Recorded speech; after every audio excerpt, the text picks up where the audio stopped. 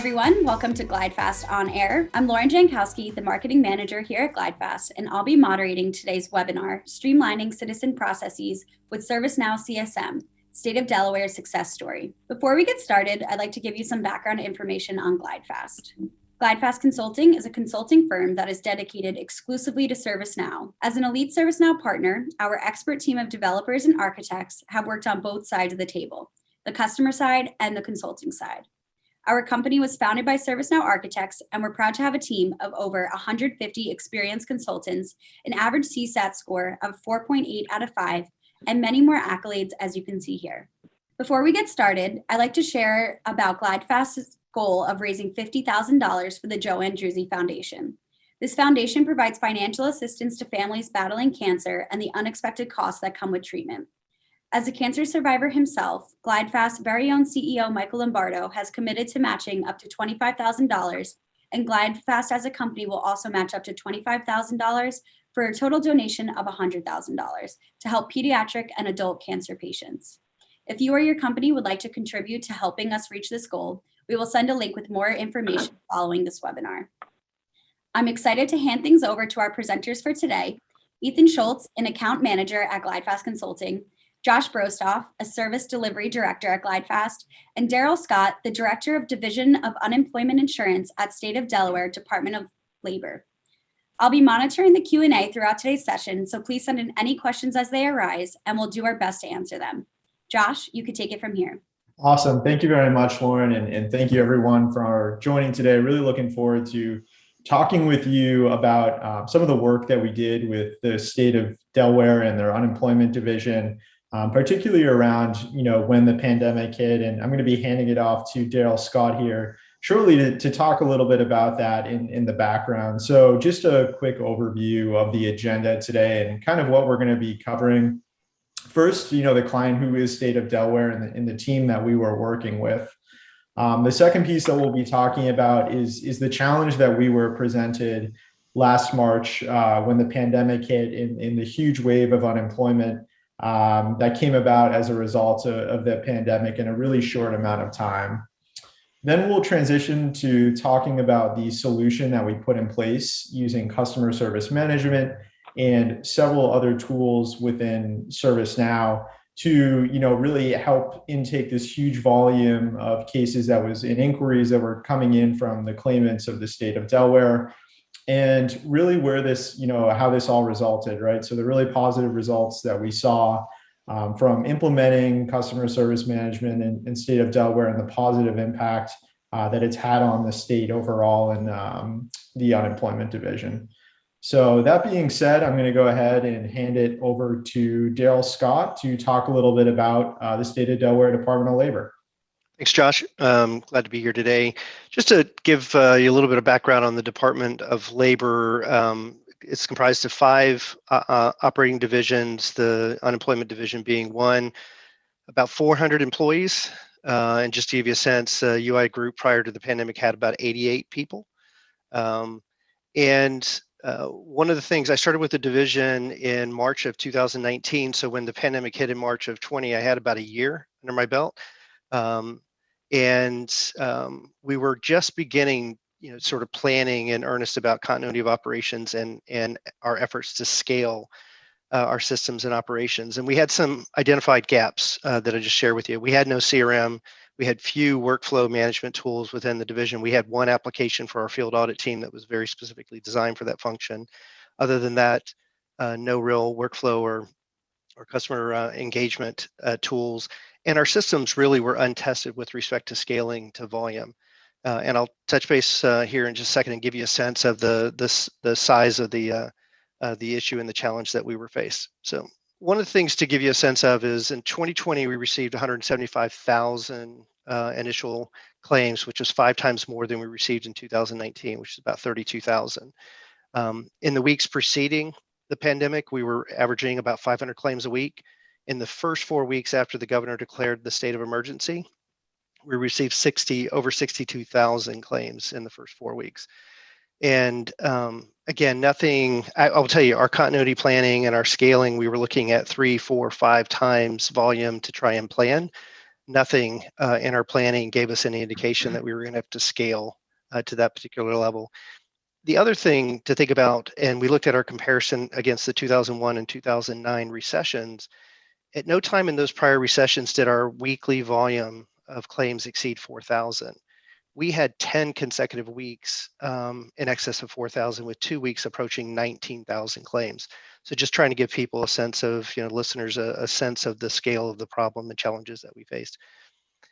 The other thing is when you have that number of initial claims, your continuous weeks claims come in with old systems, mainframe, and our systems were challenging for people to navigate. To give you a sense, we were paying 5,500 to 6,000 people per week. We peaked at nearly 65,000 in May. And in 2020, we paid 1.4 million continuous weekly benefit payments. From a monetary perspective, just to give a sense, in 2019, we paid $62 million in benefits. And in 2020, we dispersed more than $1 billion in benefits as well. So again, when you think about the challenge of the number of customer inquiries, it scaled tremendously with the volume. We went from several thousand phone calls a week. We peaked at 190,000 phone calls in May of last year. I made a note, we really had an unknown number of emails. One of the challenges as a division, we were using Outlook as our email communication tool. And so the ability to sort of keep track and manage. And here's another challenge. With the pandemic, you have people coming in and out of the office, either dealing with illness themselves or with a family member. And Outlook really doesn't lend itself to managing sort of the transfer of that communication or that conversation between workers. So just a number of issues from a volume, from systems. Then you add in the complexity of the multiple CARES Act programs. So it wasn't just UI we were managing, but FPUC and PEUC and PUA, and then you layer on LWA and now MEUC, which brings a challenge for communicating with our customers as well as our staff. And then when you think about staffing, we went from 88 to more than 225 people supporting the business, and trying to find a tool that would help us manage those engagements and also extend access to some of our systems. So, Josh, I hope that gives a sort of a good setup of some of the challenges that we faced in 2020. Yeah, absolutely. And thank you for kind of providing that overview, Daryl, of kind of the transition of how things were unfolding and really where State of Delaware was from a solutioning standpoint and kind of what we put into place to deal with this. So like Daryl was saying, I mean, before the pandemic, right, there was significantly less unemployment claims coming in. And also in addition to that, the amount of inquiries that claimants from the state of Delaware may have, right? So whether it's how do I set up my direct deposit? Where do I go to file my weekly claim? Where do I go to reset my PIN code, right? So there was all kinds of inquiries and issues that people may have had around their unemployment. And what they really needed is to take all of those inquiries that were coming out through email and provide an organized way of dealing with all those inquiries that was coming from claimants. Obviously, when you have something like 100,000 people reaching out through Outlook, right, it's just not scalable. There's no way to track all of those individual inquiries and make sure that people are getting those issues resolved. Especially when you talk about scaling from 20 people dealing with unemployment inquiries to having 80 to 100 different agents actually dealing with these. So what we did is we implemented customer service management, knowledge management, and virtual agent to really help tackle this problem. And one thing that's really significant to note about this is typically, we would have estimated that an engagement like this would have taken anywhere from 90 days on, right, to really from start to finish. But just kind of knowing, the situation which the state of Delaware unemployment division was in and really everything going on with COVID and the pandemic, we actually were able to implement this in under 30 days and get this live and running. So we knew that speed and efficiency was going to be something that was really important. So, we worked really closely with Daryl and his team to decide what was going to be what we considered MVP 1.0, and really kind of use a lot of the out-of-the-box elements as much as we could to help implement customer service management and immediately deliver value using customer service. So really the main piece that we were using for CSM was claimants being able to reach out about whatever it may be, right? And having assignment groups, allowing people to track these, giving all these different inquiries in an organized way to be able to have people, get their issues addressed and get those issues resolved, right? Because the most important thing is getting claimants, and individuals the money that they need to be able to do basic things, right? Especially in a scenario where you just have tons of people unemployed in a really quick manner. The other thing too, in complement that, we also implemented virtual agent and knowledge management. So one of the big things about this is we saw a lot of people reaching out with common issues, right? Like I was mentioning before, how do I set up my direct deposit? Using virtual agent and knowledge management, we gave people an easy way to get those answers and help drive a lot of case deflection coming in from claimants. So that was a big piece as well, because obviously, when you have 100,000 people reaching out and you only have, X amount of people to deal with these inquiries, you need ways to deflect those cases. And what we saw was, tremendous use of virtual agent and knowledge management. We'll be talking about some of the numbers behind that. And another big piece is we gave people a way to use live chat as well. So if they were not able to get their issue resolved, if they weren't able to call in because whatever reason, or they weren't able to walk in because of COVID, we gave them another channel to be able to resolve their issues through live chat. So this was another significant way in which people were able to get their issues resolved without having to pick up the phone. They could just use, a combination of these things to really get their issues resolved. Josh, if I can, one of the things you touched on with regard to giving people multiple channels in which to engage, we shut our buildings right in March. And so before chat, it was phone or email. And again, everybody understands the challenges associated with email. You send it, you reply, and they think you're going to reply immediately as soon as they respond.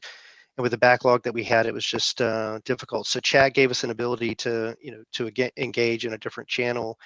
The other thing to note about the assignment groups and some of the things that we did is with new workers coming on board, it allowed us to segregate the work, right? So you had certain tasks that you could be assigned to people with specific skills and knowledge, and also manage escalations from sort of new people into the more seasoned team.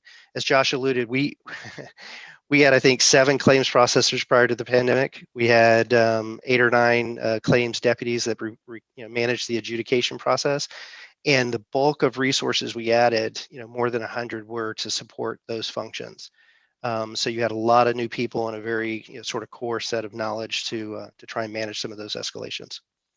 So a little bit about the results of what we saw. One of the biggest things about this is just the volume that was coming in and really needing a way to manage this.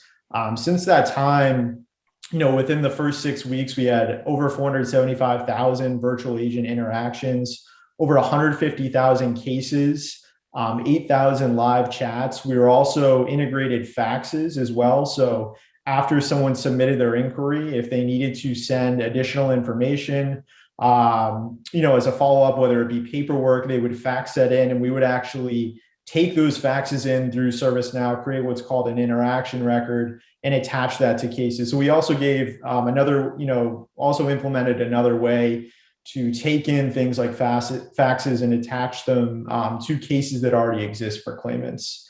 And since this time as well, something to note is these numbers have significantly increased and really allowed for a scalable model. I know, Daryl, we were talking the other day around the types of numbers that we're seeing now, over 350,000 cases, over 2 million virtual agent interactions. So we're really starting to see the continued use of this, and just from a scalability model is definitely making an impact.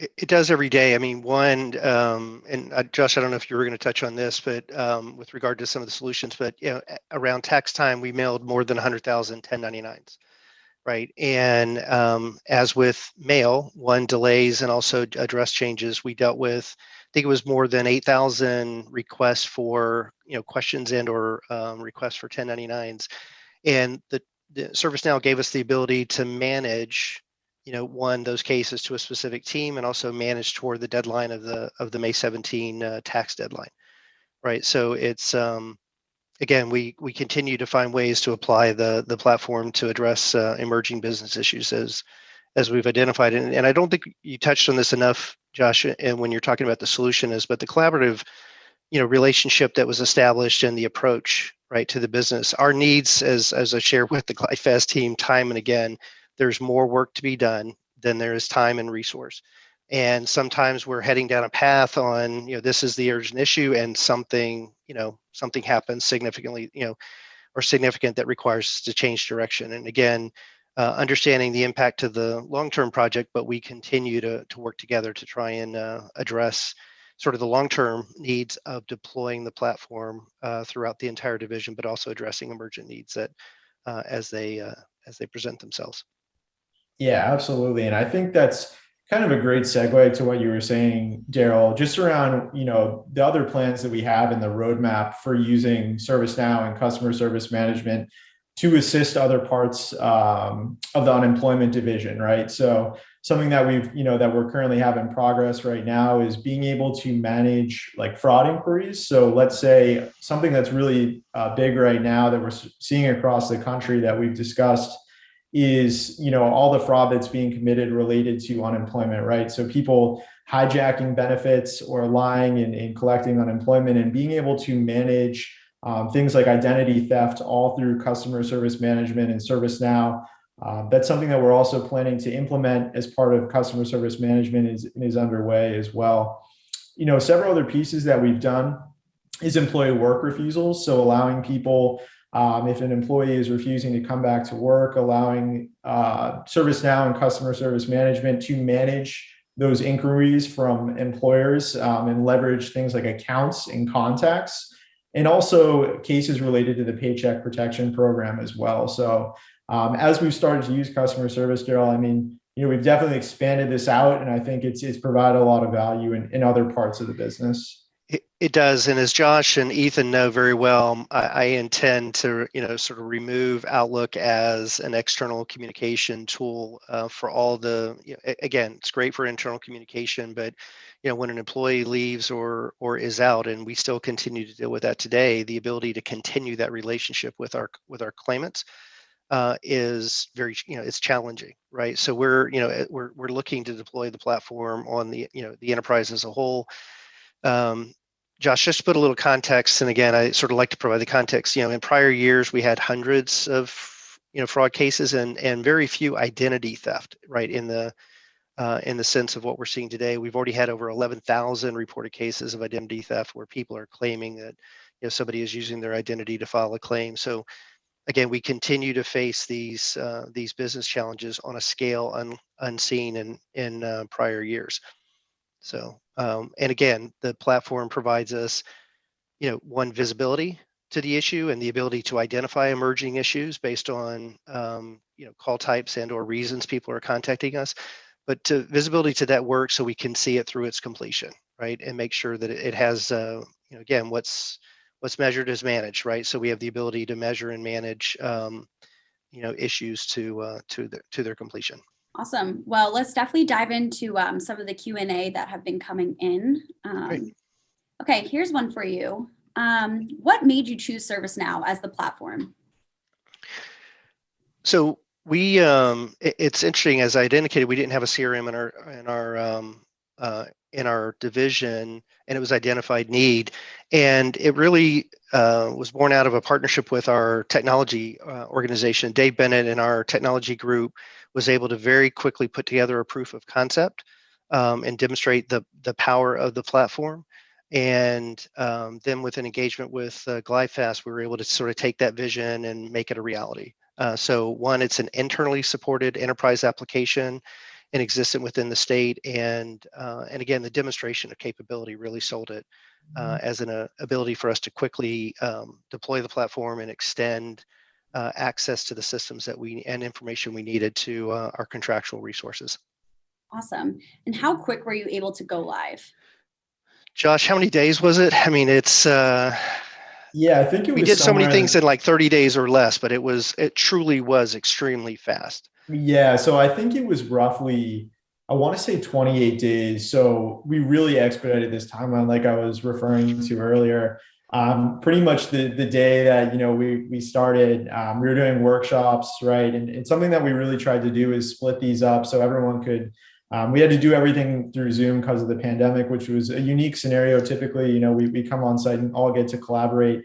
But we really tried to split these up into short sessions and tackle these as quickly as possible. But we really expedited everything, and we're able to front load a lot of resources. And luckily for us, everyone from the state of Delaware team was great to work with, and just allowed us to give the requirements that we needed to be able to bring this life on a very expedited timeline. So I think definitely, being able to implement this in 30 days was really valuable to the team and getting, claimants the help that they needed. You're kind to say that I define the requirements, Josh, because I'm not known for defining requirements very tightly. So, sorry. No, that was good. Here's a couple more. How did you guys, I know we've been getting this question a lot on a bunch of the webinars. How did the team approach training? So, Josh, I'll just say there was a combination. One, we were supported directly by the GlideFast team in putting together sort of an initial training, and with the call center, sort of a train the trainer methodology so that they were able to continue to support. And we've continued to be supported by the GlideFast team as we've identified sort of and or deployed new capability to make sure we were able to effectively use the platform. Yeah, and definitely, I think Diana Riveros and various others from the GlideFast team did a great job. They custom built multiple training sessions and held multiple Zoom recording sessions with everyone, all the agents from the team who are going to be leveraging the tool. In combination with that, they also put together several one-pagers to help agents as they were onboarded and started using the tool and quick reference guides. And then we distributed those materials to everyone. And as people come on and join the state of Delaware, they also take that training as well and kind of go through that. So definitely, having those sessions, I think, was really valuable prior to go live. Absolutely. Great. And then one last question for you. And I think you both may have different answers, one being from the client side, one being from the architect side. So what made this deployment different than any other? So, Josh, what I'll say is, and the time with which we had to deploy was, we were just faced with unprecedented volume and challenges and workload. And then you couple that with the ability, again, I think, Josh, you touched on this. In most cases, you'd be on site, you sort of lock yourself in a room, you define the requirements, and you'd be working away. And we had to do this all virtually, right? So I think time, Lauren, was one of the challenges, and then the other is the constraint of being able to do it or having to do the work virtually. Mm-hmm. Yeah, I think for me, one of the coolest things about doing this project is more conventionally in CSM, I've really leveraged it for other data models for private sector companies. But I think one of the most rewarding things is getting to see the value of ServiceNow and helping people, helping public citizens get the help that they need, right? I think that's, one of the biggest things and the most rewarding part of this project is when a really bad situation came up, ServiceNow was really able to help with providing that value and delivering for the citizen. So I think that was one of the biggest pieces for me. Awesome. Well, those were all the questions that had come in. So thank you guys both for an awesome session today and for getting all of those questions answered. Actually, we did just get one more. Do you see any trends on the quantity of inbound interactions or cases as things seem to be getting back to normal? So the short answer is they're less than during peak, but we still are receiving at this time 6 to 8 times the initial claim volume that we saw prior to the pandemic, and we're still paying 5 to 6 times as many people. So supporting those number of individuals is just sort of lends itself to higher numbers of inquiries. And then changes in programs. We're putting new changes and new systems and processes in place, which cause questions, and then you drive issues like the 1099 and other related issues that are driving volume. And as I shared, fraud is one that is driving volume, both from the employer side of the house and from individuals. So it's getting better, just not back to normal. Well, thank you, Daryl, for joining us in today's session. And thank you to Josh and Ethan from the GlideFast team for helping us present this case study. Great job, you guys. And if anyone has any more questions, don't hesitate to reach out to us at info@glidefast.com. This session will be recorded, posted on our website and our YouTube page, so you can definitely rewatch it there. And to see any more sessions, just check us out at glidefast.com. Thank you, everyone, for joining today's session, and enjoy the rest of your day.